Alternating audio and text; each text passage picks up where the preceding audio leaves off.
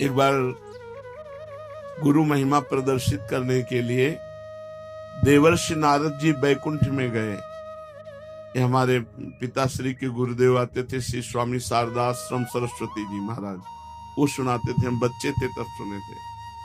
तो बैकुंठ में गए, थोड़ी देर बैठे और हटे, विचरण के लिए चल पड़े। तो वहां भगवान के पार्षद जल छिड़क के पोछा लगा रहे थे। किसी कारण से फिर देवर्षि नारद वापस लौट आए। तो उन्होंने देखा जहां हम बैठे थे वहां जल छिड़क के पोछा लगाया जा रहा। तो भगवान से कहा, प्रभु आपका नाम लेते हैं, आपकी शरण में है, तो क्या हम अपवित्र हैं? भगवान ने कहा, पार्षदों से पूछो। पार्षदों से पूछा तो पार्षदों ने कहा, आपने आज तक गुरु नहीं बनाया।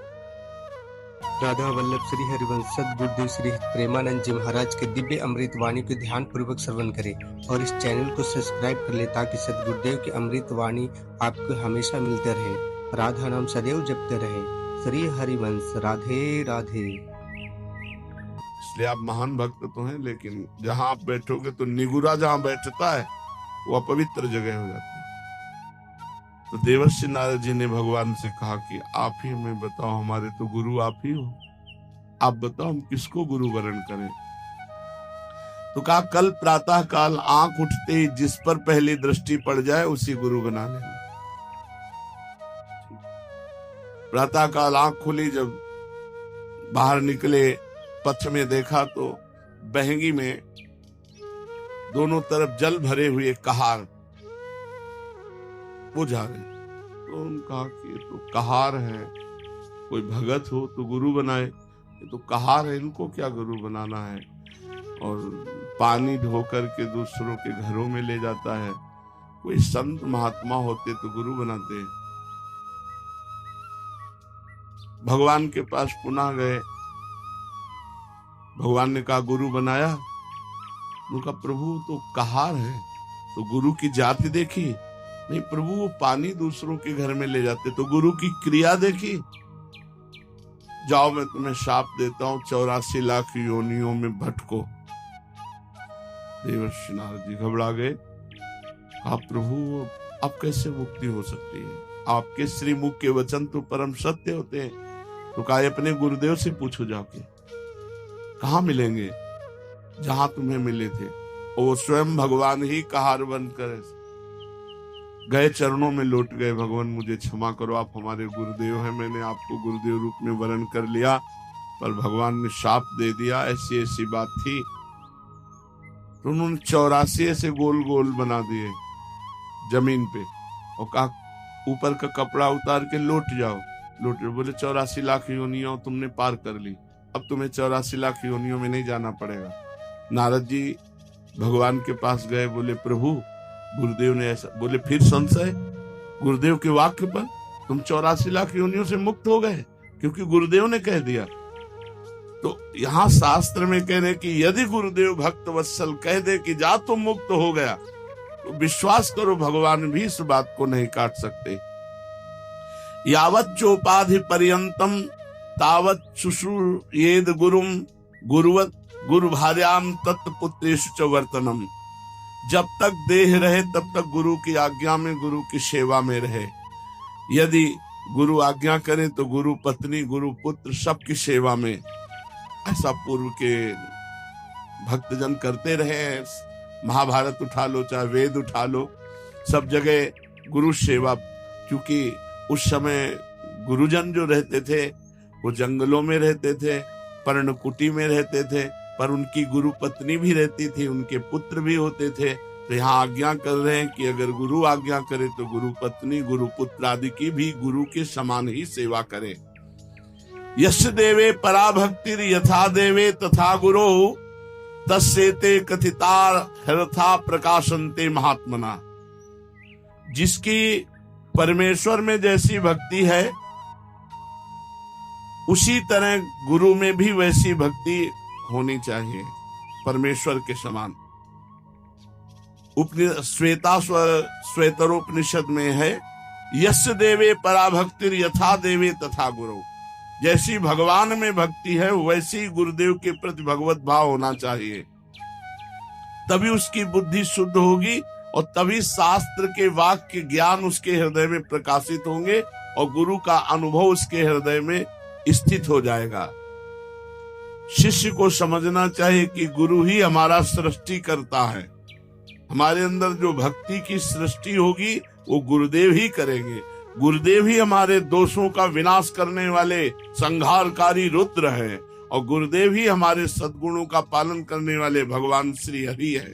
अर्थात सृजन, पालन और संहार तीनों कार्य हमारे गुरुदेव करते हैं। हमारे हृदय में दैवी संपदा का सृजन, भगवत भाव का सृजन और उसका पालन और दुर्गुण दुराचार का विनाश।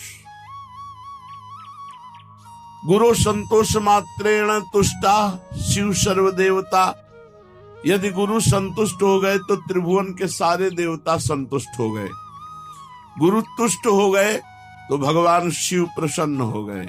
गुरु रुष्ट हो गए तो भगवान त्रिलोचन रुद्र रूप होकर उसके साथ सद्गुणों का संहार कर देंगे।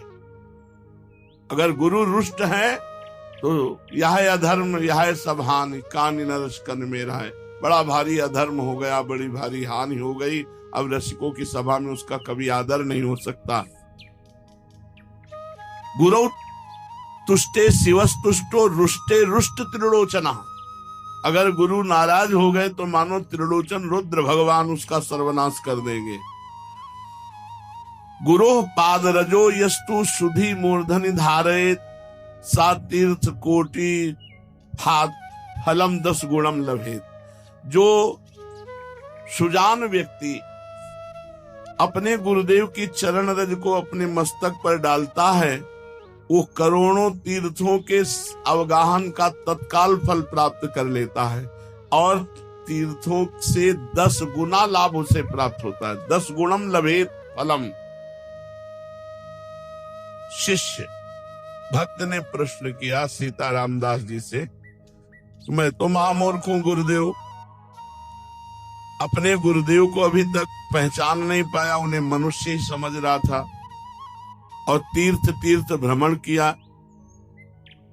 क्या गुरुदेव की चरण तल में सारे तीर्थ विराजमान है?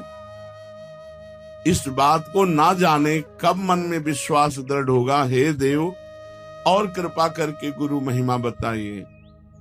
सीताराम दास जी महाराज बोले, गुरो पादोदकम यस्तु नित्यम पिबति भक्तितः सार्ध त्रिकोटि तीर्थानाम फलम सा लभते ध्रुवम। जो मनुष्य भक्ति पूर्वक नित्य गुरु का चरणामृत पान करता है वो 3.5 करोड़ तीर्थों का सेवन का फल प्राप्त करता है। धन्य है महाराज, गुरु चरणामृत में इतनी शक्ति। अरे सुनो, त्रिसंध्यम पिबेत यस्तु गुरु पादोदकम सुधि तस्य नास्ति पुनर्जन्म संसारे दुख वर्तमनि। कोई साधन ना हो, केवल 3 बार चरणामृत पीता हो, सुबह दोपहर शाम, बोले वो निश्चित भगवत प्राप्ति कर लेगा। केवल गुरु चरणामृत से विश्वास करो, गुरु चरणामृत 3 बार पीने को मिल रहा है, इतने मात्र में भगवत प्राप्ति हो जाएगी। जो बुद्धिमान शिष्य तीनों संध्या काल में गुरुदेव का चरणामृत पान करता है वो इस मोह पथ रूपी दुख भय संसार में उसका पुनर्जन्म नहीं होता। कितनी बढ़िया सुविधा है भगवत प्राप्ति की। वृंदावन वास, गुरु चरणामृत, गुरु छिष्टामृत, गुरु पादुका का सेवन और गुरु चरणों के आश्रित होकर उनकी आज्ञा का पालन, हो गई भगवत प्राप्ति।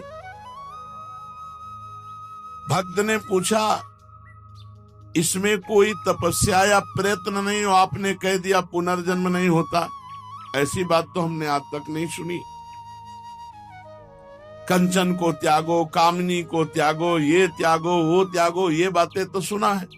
केवल 3 बार चरणामृत रोज पीता रहे, भगवत प्राप्ति हो जाएगी, पुनर्जन्म नहीं होगा। वत्स, बाबा बोले, बेटा ये बहुत गुप्त बात है, बहुत श्रद्धा की बात है। ब्रह्मा विष्णुश्च रुद्रश्च सर्वाश्च पितृदेवताः तिष्ठन्ति श्री गुरु पाद पद्मार्चिते शुभे जले। जो गुरु को चरण प्रक्षालन के लिए जल अर्पित किया गया और गुरु के चरण धोए गए और फिर चरणामृत पिया गया तो सारे पितरों का उद्धार हो जाता है। सर्वाष्ट पितृ देवता, तर्पण से उनको जो तृप्ति नहीं होती, गुरु चरणामृत से सारे पितरों का उद्धार हो जाता है।